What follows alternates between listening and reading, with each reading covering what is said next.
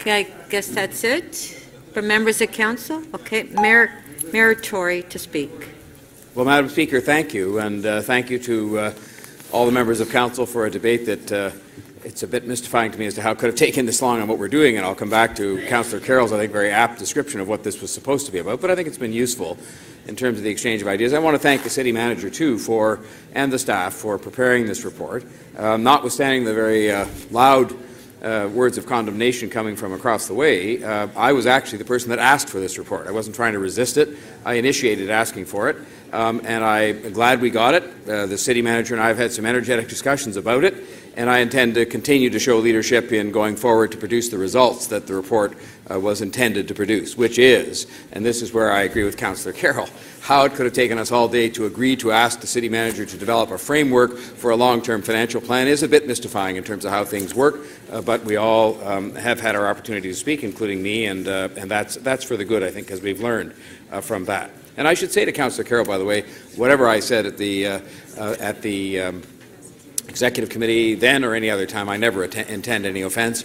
And I know people have looked before for efficiencies in the city government. I just think sometimes there's a sense, and taken directly from the words of some others, perhaps not yourself, that we should stop looking for efficiencies because there aren't any more to be found and so forth and so on. And some people even interpret Mr. Wallace's report as being to that end, and I fundamentally disagree with that. And the other thing that Councillor Carroll said that was, I thought, wise was that today was not the day. I'm not sure any day is, but today is not the day to be identifying sacred cows, so-called, to use her words. I think there's been a bit of that, and that's one of the reasons why I will not support some of these motions. I will not support the motion of Councillor Matlow. Respectfully, I don't think it adds anything. I will not support either of the motions of Councillor Wong Tam. I will support the motion of Councillor Campbell with respect to looking at some means of alternate service delivery. Why is that? Well, I guess because I just believe that the great thing about this report is that it is honest, and a number of people have used that word today. And it's honest, and it puts on the table a real conundrum for us, because we do, as a number have said, including some of the last speakers, want to build a great city. We want to build a great city that has all the attributes of a great city, including public transportation and proper housing and the kind of compassion and caring that will help us to produce greater social justice and the prosperity that we need to produce that. But we don't, at the present time, have the financial framework that would allow us to do that. In fact, we're quite hamstrung in that regard. And so one of the things that I think we have to be sort of honest and open-minded about is that we have to be able to look at all the options, a full range of options in resolving that. And it's the first time I think I've heard Councillor Peruzza get up and say he agreed with anything that I said, which is great. There's always a step forward on a new day. But the fact is, when people try to make it a black or white choice of whether we have a spending problem, as they say, or a revenue problem, call it whatever you want. I prefer to look at those both as a challenge, but we have challenges on both sides. And that is simply why I cannot accept and do not accept and will not accept the fact that we've wrung every ounce of inefficiency out of this government. For all the talk people have had this afternoon about going to talk to constituents and going through the property tax bill, I guarantee you, if you ask those very same people, including the ones in Councillor McConnell's ward who say they'd pay more taxes, do you think every ounce of inefficiency has been wrung out of that city government? 90% of those people would say no. And you know what? We know they're right. And when Councillor Holliday was talking earlier on about the reference to Groundhog Day and that we're asking these questions over and over again about optimization of assets, we had that discussion last year or the year before. And besides which, if we ever really considered that, dogs would start running around in circles chasing their tails and the sun wouldn't come up. We can't do that. High efficiency, high excellence, accountable organizations ask those questions over and over and over again. Even when it's boring to ask them, even when you answered the question last year, that was last year. That was last year. Now is when it is, and we're in front of a situation the city manager has very expertly described to us. And I have said, for my part, I've said some things that I don't back away from, and I got elected saying those things with respect to what I think we should or should not do with property taxes. I have been willing to put forward the proposition that we have a modest levy through the property tax to finance the beginnings of the city building fund.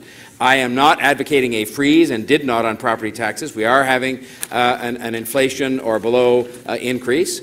But others will say, no, we can't possibly look at optimizing assets, or we can't possibly look at expenditure reductions, or we can't possibly look at alternate service delivery, because the sun won't come up, or the day won't start, or the government will grind to a halt, or people will go into a decline.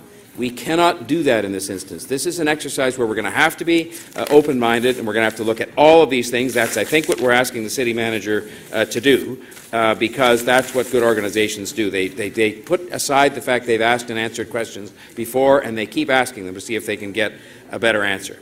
And so I just hope that really it's not about today, it's about what's going to happen from today forward, and that the city manager, I think, has had some helpful advice, I'm sure, today in going forward to establish that framework and bring us back some measures. And I'm honest enough to say, and I get criticized for it, on the revenue side, if we want to build the city, and especially in terms of the capital projects, we are going to need to find other revenues to do it, because there aren't any right now. If we're going to look people in the eye and say to them, we need to get this revenue from you to build subways and build housing and produce social justice in the city, we're going to have to contain expenditures as well. I generally think that either a committee chair or the last speaker gets that 1 extra minute, which is all I took, and I was concluding, Madam Speaker. Thank you very much. Okay. We do have a question for you. Councillor Perks. Thank you very much, Speaker. Mr. Mayor, did I hear you correctly? We should consider all options? Yes. Yeah? And we should be open-minded? Yes. We shouldn't take any options off the table? That's right.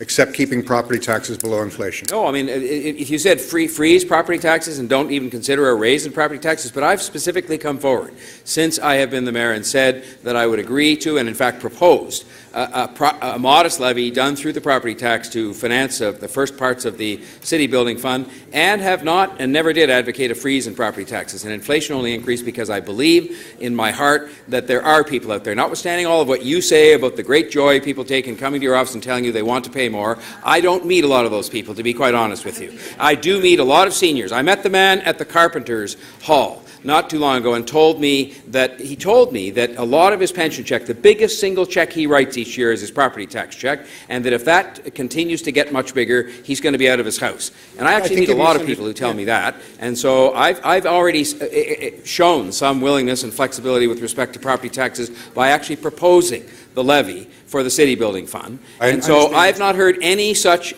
flexibility from you whatsoever on optimizing assets, on expenditure. I've never heard you stand in this chamber, and I've only been here a year and a half. I've never heard you stand up and propose an expenditure reduction of any kind. They're usually condemned as being an offence against something or other, and I've not heard you get up and talk in favour of alternate service delivery. So I think if we're talking about who's flexible here, I've shown a degree of flexibility on this that does mean all options have been on the table.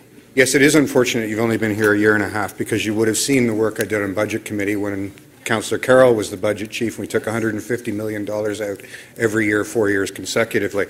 But the question I asked you wasn't about whether you were freezing property taxes.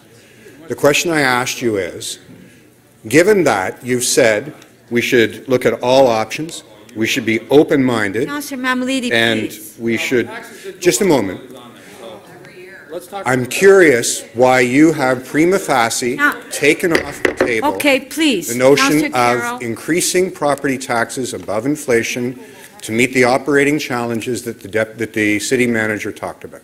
I've already told you that I have indicated, I believe, at least I've demonstrated some degree of flexibility on something that I think is a very sensitive matter, certainly in the context of the mandate that I received from the people in the election. You have not heard me say with respect to any other revenue measure. I've had some past statements I've made with respect to road tolls that are on the record, but with respect to all of the other measures, I haven't. So I guess I've ruled out, if you say that I've ruled out any further increases in property taxes beyond the annual increase I have allowed for and beyond the levy that will go to the city building fund, if you say that I've taken that off the table, I will say to you that's a lot fewer things that I've taken off the table. If you want to say that's what I've done, then you have. Well, we'll just have to see how the vote goes then. Thank you. We should take it off the table. Thank you. Completely. Take it off the table. I move it. Okay. Take it off the table. So we have the motions before us. Okay, members of council.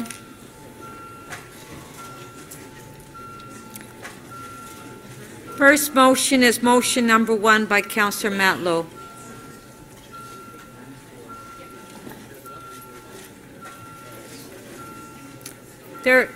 They're in front of you, all those yellow ones. Recorded vote.